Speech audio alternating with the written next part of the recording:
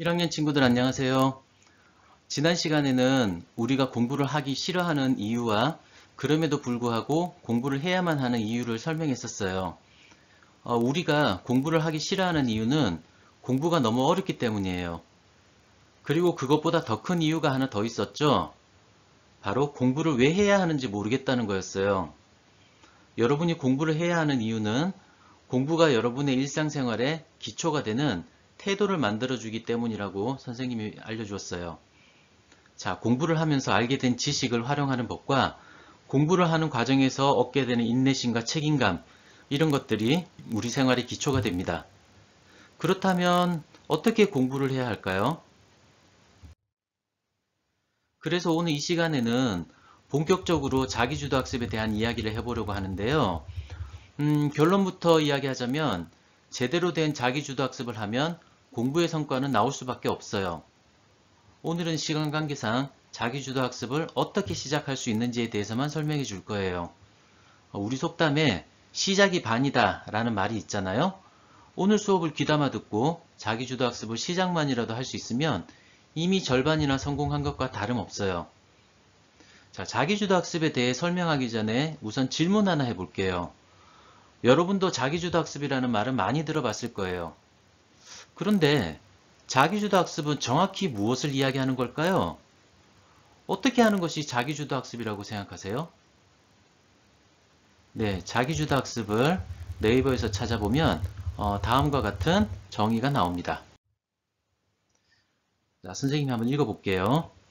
자기주도 학습이란 학습자 스스로가 학습의 참여 여부에서부터 목표 설정 및 교육 프로그램의 선정과 교육 평가에 이르기까지 교육의 전 과정을 자발적 의사에 따라 선택하고 결정하여 행하게 되는 학습 형태를 말하는 거예요. 자, 여러분들은 이 화면에서 어느 단어, 어느 문장에 가장 눈길이 가나요? 네, 많은 친구들이 이 학습자 스스로라는 글자를 많이 선택할 것 같아요. 자, 자기주도 학습을 학습자 스스로 하는 공부라고 이해를 하면 이것이 혼자 하는 공부라는 개념으로 확장됩니다. 자기가 주도해서 공부하는 거니까 혼자 공부한다고 이해하는 거예요. 그래서 혼자 공부를 하려면 필요한 것, 예를 들어서 뭐 공부 시간을 잘 배분해서 관리하거나 또는 잊지 않기 위해서 반복적으로 공부하거나 또 예습과 복습을 어떻게 해야 하는지 이런 것들을 자기주도 학습이라고 생각을 해요. 그래서 뭐 일부 어떤 학원에서는 자기주도 학습 센터라는 것을 운영하기도 하는데요. 대부분 혼자 공부하는 독서실 형태로 운영되고 있죠. 그러다 보니까 자기주도 학습을 자습이라고 착각하는 경우가 많아요. 물론 자기주도 학습은 예습이나 복습과 같은 자습을 포함하기도 하지만 이것은 굉장히 기초적인 부분에 불과해요. 자, 자기주도 학습에 대한 대표적인 착각에는 에빙하우스의 망각곡선이라는 것이 있어요. 공부를 하고 나서 10분 후부터 잊어버리기 시작하기 때문에 반복적으로 공부를 해야 한다는 거예요. 네, 아마 우리 친구들도 이 망각곡선의 설명에 따라 반복 학습을 하고 있는 친구들이 좀 있을 것 같아요. 망각곡선은 이렇게 4번의 반복 학습을 해야 한다고 주장합니다. 또 공부할 때는 반드시 정독을 하라고 해요. 정독이란 말은 한마디로 대충 보지 말고 집중해서 보라는 거예요. 그래서 망각곡선을 자기주도 학습의 한 방법으로 생각하는 학생들은 공부를 하면서 쉬지 않고 집중해서 공부하고 또 공부합니다. 자, 여러분 어떠세요? 이렇게 반복해서 공부하면 좋은 성적이 나올까요? 네, 미안하지만 이건 완전히 엉터리입니다. 이 망각곡선을 여러분의 공부에 활용하면 완전 망해요. 그 이유는 여러 가지가 있지만 가장 큰 이유는 여러분들이 지금 공부해야 될 게 너무 많다는 거예요. 보세요. 뭐 국어, 영어, 수학, 그죠? 이런 여러 과목들의 교과서도 있고 별도로 자습서도 따로 있죠. 거기에다가 선생님들이 별도로 유인물도 많이 나눠주세요. 이걸 어느 세월에 4번씩이나 복습을 할 수 있을까요? 그것도 정독을 하면서. 게다가 여러분이 고등학교에 올라가면 공부 수준이 갑자기 확 올라가면서 어려워집니다. 네, 수업 시간에 한 번 공부할 때 제대로 이해하지 못하면 두 번, 세 번 공부할 시간 자체가 없어요. 복습은 물론 중요하지만 수업 시간에 선생님의 설명을 완전히 이해한다면 이렇게까지 여러 번 반복적으로 공부를 할 이유는 전혀 없어요. 자, 여러분은 아마 반복학습을 하기 싫어할 거예요. 한 번 공부하는 것도 싫은데 똑같은 내용을 또 보라고 하면 누가 좋아하겠어요?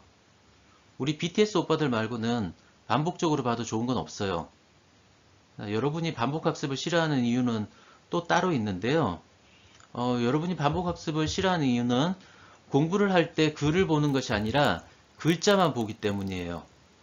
즉 내용은 보지 않고 표면적으로 나타나는 글자만 읽고 있다는 거죠. 이렇게 글자만 보는 반복학습을 계속하니까 그 순간에는 이해한 것처럼 생각되지만 사실은 그 내용을 전혀 이해하지 못하는 거예요. 자, 여기 글자만 보는 A라는 친구가 있다고 하죠. 본인은 열심히 공부한다고 하지만 성적이 별로 좋게 나오진 않아요. 이 친구의 공부 모습을 살펴보면서 어떻게 공부해야 제대로 공부하는 것인지 알아보기로 하죠. 이것은 여러분이 배우고 있는 한국사 교과서의 차례입니다. 대부분의 친구들이 차례는 잘 안 봐요. 하지만 책의 차례는 공부를 전략적으로 할 수 있도록 해주는 일종의 지도입니다.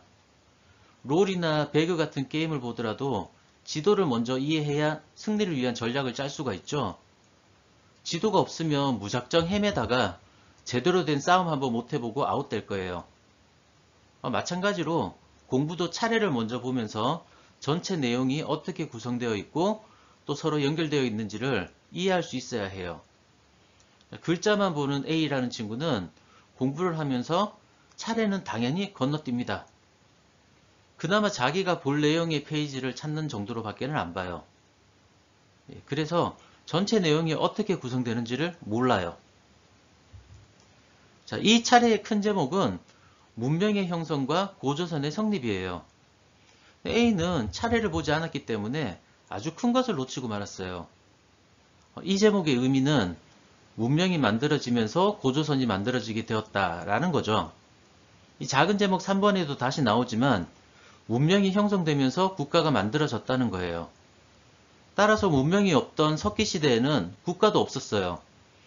청동기라는 문명이 발달하면서 비로소 고조선이라는 국가도 만들어지게 된 겁니다. 이 밑에 다음 단원의 제목도 한번 볼까요? 삼국의 성립과 발전에서는 각 나라별로 성장할 수 있었던 이유가 제목으로 나와 있어요.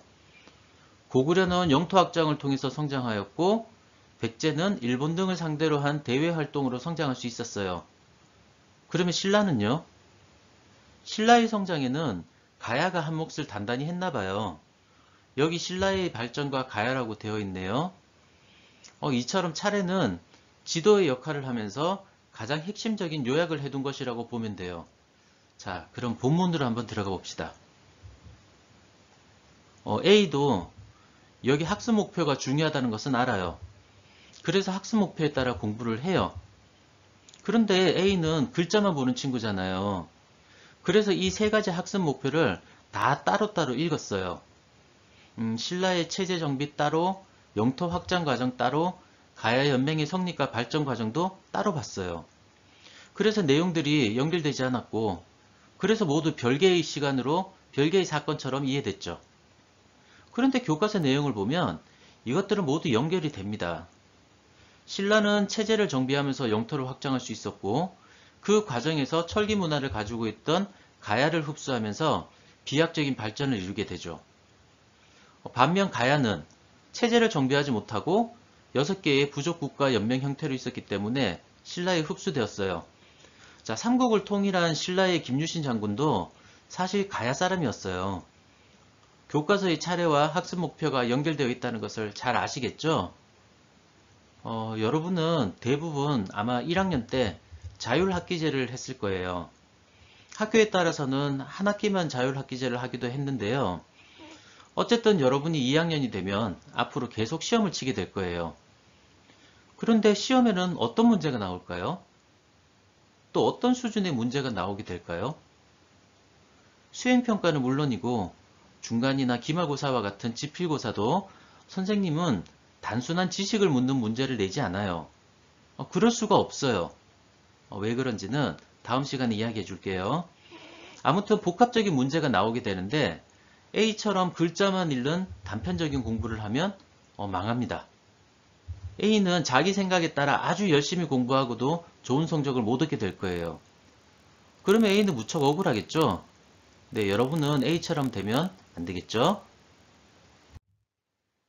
자, 다시 자기주도 학습의 정의로 돌아볼게요.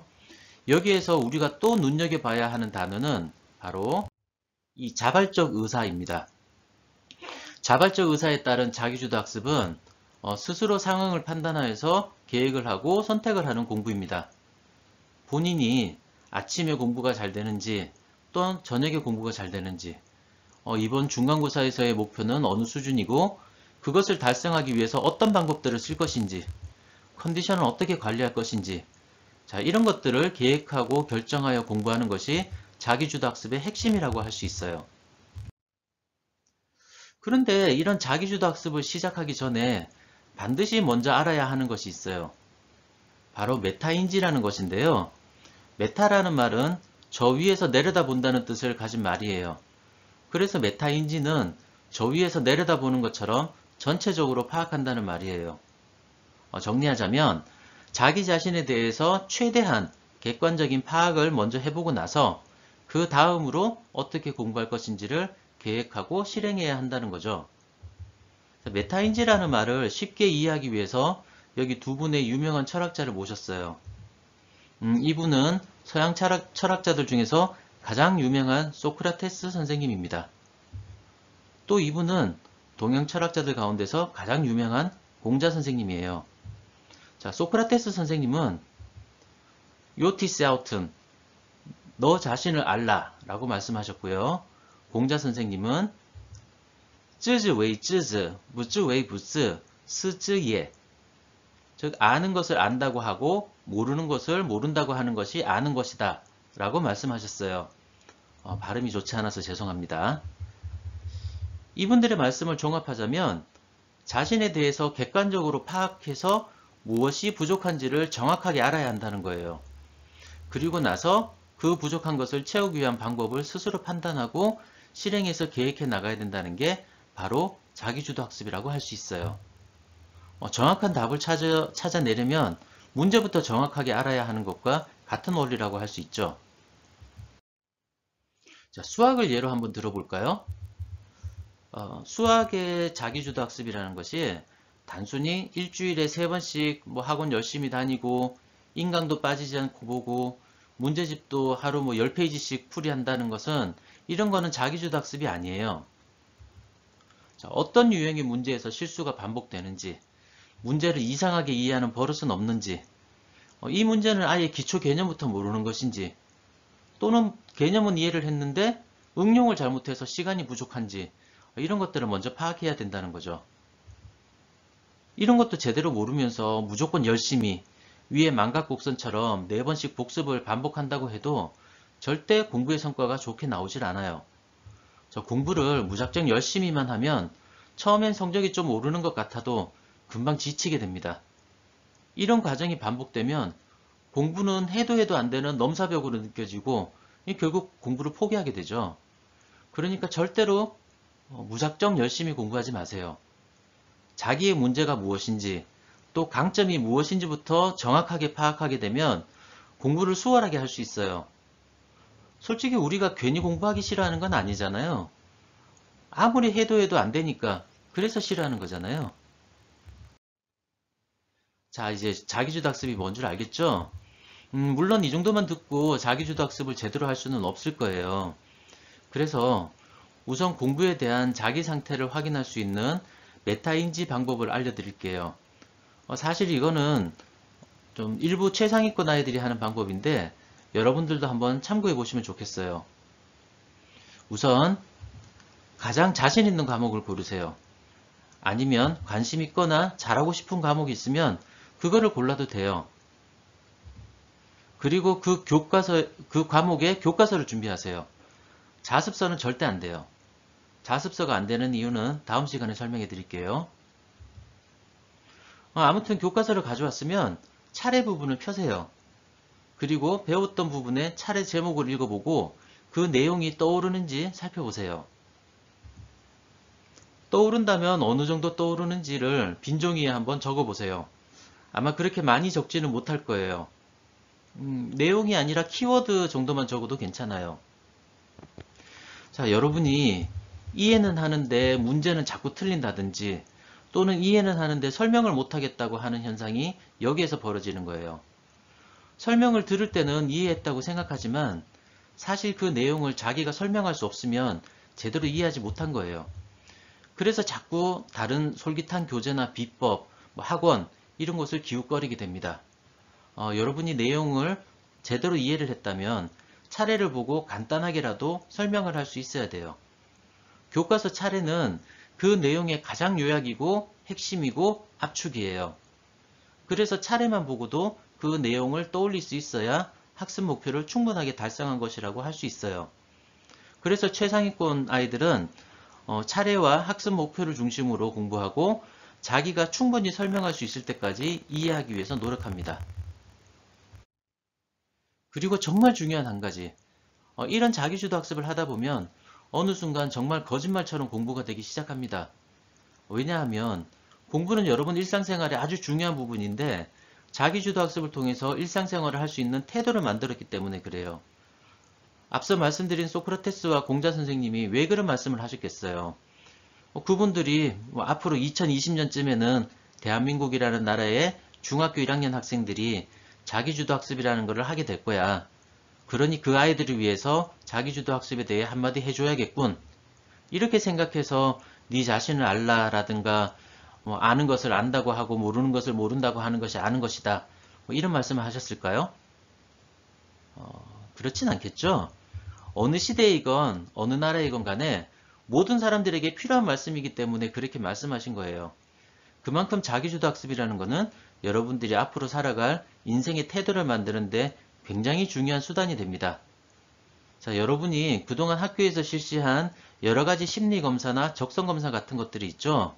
그 결과를 자세히 살펴보면 여러분의 성격이나 습관 같은 것들을 확인해서 메타인지를 하는데 도움이 될 거예요. 이렇게 본인에 대해서 먼저 파악하고 나서 자기주도 학습을 시작하면 좋은 성과를 거둘 수 있어요.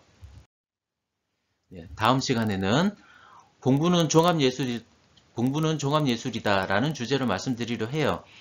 여러분이 하는 공부는 어떻게 구성되어 있는지, 선생님은 시험에서 무엇을 평가하는지, 또 공부에서 가장 신경 써서 해야 하는 것이 무엇인지 등등을 자세하게 말씀해 드릴게요. 그럼 우리 다음 시간에 또 만나요. 안녕.